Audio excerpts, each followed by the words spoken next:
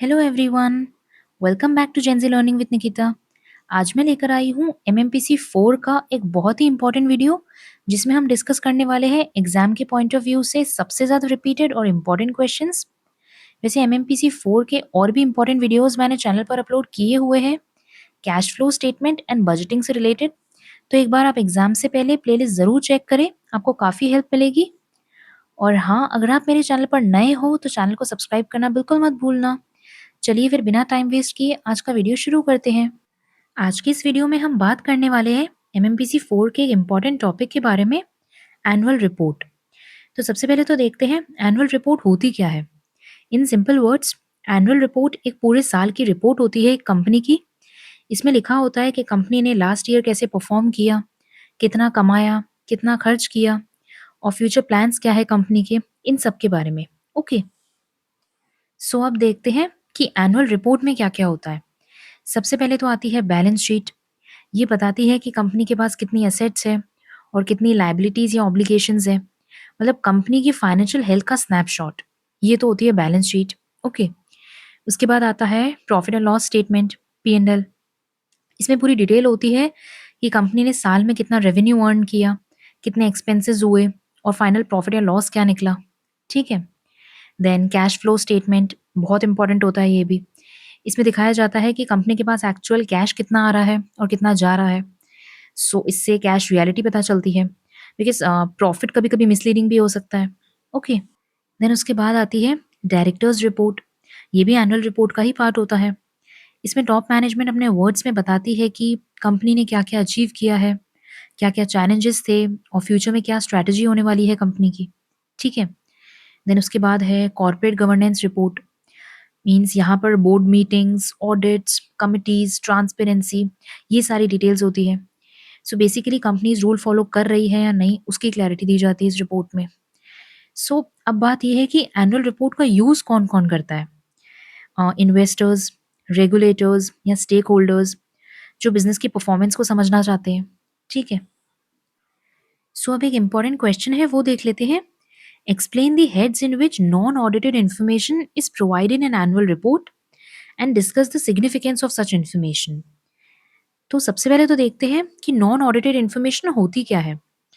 देखो, in simple words, non audited information का मतलब है एनुअल रिपोर्ट का वो पार्ट जिसको ऑडिटर्स वेरीफाई नहीं करते, बट कंपनी वॉलंटरीली शेयर करती है to give a clearer picture of business operations, strategies, risk and future plans. Okay, अभी देखते हैं कि नॉन ऑडिटेड इन्फॉर्मेशन किन हेड्स के अंडर दी जाती है। सबसे पहले तो है मैनेजमेंट डिस्कशन एंड एनालिसिस। ये सेक्शन कंपनी का नरेटिव होता है। इसमें मैनेजमेंट ये बताता है कि इंडस्ट्री सिचुएशन क्या है, कंपनी की स्ट्रेंथ्स एंड वीकनेसेस के बारे में, रिस्क एंड चैलेंजेस के बारे में एंड फ्यूचर स्ट्रैटेजी क्या होगी कंपनी की। सो ये ऑडिटर्स वेरीफाई नहीं करते बिकॉज ये मैनेजमेंट का ओपिनियन बेस्ड सेक्शन होता है। ओके, देन सेकंड है डायरेक्टर्स रिपोर्ट। इसमें बोर्ड ऑफ डायरेक्टर्स अपने वर्ड्स में एक्सप्लेन करते हैं कि कंपनी ने साल में क्या क्या अचीव किया है। इसमें होता है कंपनी की हाइलाइट्स के बारे में, then CSR activities, major decisions, dividends and future plans के बारे में। ये सब फैक्चुअल इन्फॉर्मेशन होती है, बट ये ऑडिट नहीं होती क्योंकि ये एक्सप्लेनेटरी पार्ट होता है। ठीक है, देन थर्ड है कॉर्पोरेट गवर्नेंस रिपोर्ट। इस सेक्शन में डिटेल्स होती है बोर्ड मीटिंग्स के बारे में, attendance of directors, committees like audit committee, nomination committee, company की गवर्नेंस प्रैक्टिसेस के बारे में।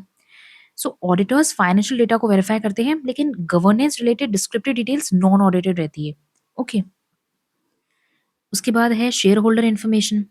इसमें दिया होता है शेयर की प्राइजेस के बारे में, market capitalisation trend, share holding pattern कैसा है, registrar and transfer agent details, listing information. ये सारी इंफॉर्मेशनल होती है, इसलिए ये भी नॉन ऑडिटेड रहती है। ठीक है, then CSR, corporate social responsibility statement. इसमें कंपनी बताती है कि उन्होंने CSR फंड्स को कहाँ यूज़ किया है, किस प्रोजेक्ट में इन्वेस्ट किया है। दो ये स्पेंडिंग डेटा क्रॉस चेक होता है, लेकिन CSR नरेटिव ऑडिट स्कोप में नहीं होता। ठीक है, ये भी नॉन ऑडिटेड इन्फॉर्मेशन में ही आता है। देन उसके बाद है सस्टेनेबिलिटी रिपोर्ट या फिर ESG रिपोर्ट। आजकल companies environmental, social and governance activities share करती है, like energy savings, carbon footprints, social initiatives, employ welfare. So ये डेटा भी मोस्टली सेल्फ रिपोर्टेड होता है, ऑडिट का पार्ट नहीं होता। ओके, उसके बाद अब देखते हैं significance of non audited information. Means non audited information important क्यों है?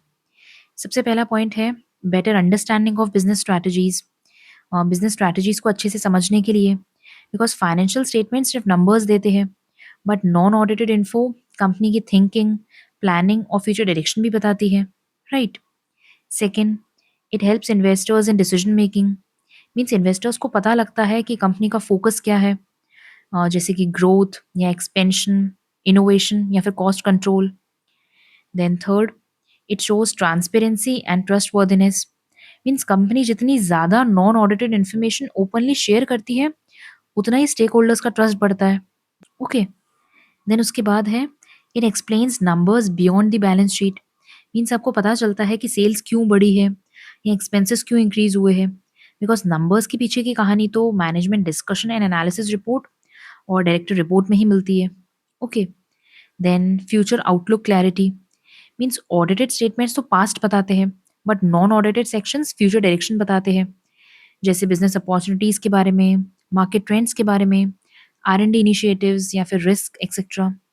Okay, then regulatory compliance and good governance. Means corporate governance report से पता चलता है कि कंपनी एथिकल है या नहीं, राइट? सो एनुअल रिपोर्ट में सिर्फ फाइनेंशियल स्टेटमेंट्स ही नहीं होते हैं, बल्कि नॉन ऑडिटेड इन्फॉर्मेशन भी होती है जो कंपनी की स्टोरी बताती है, जो इन्वेस्टर या स्टेक होल्डर सभी के लिए इक्वली इंपॉर्टेंट है। Okay, so that's it for today's session.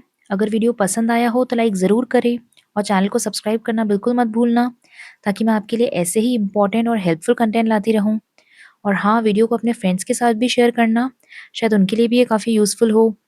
सो चलिए मिलते हैं नेक्स्ट वीडियो में। Till then bye and happy learning.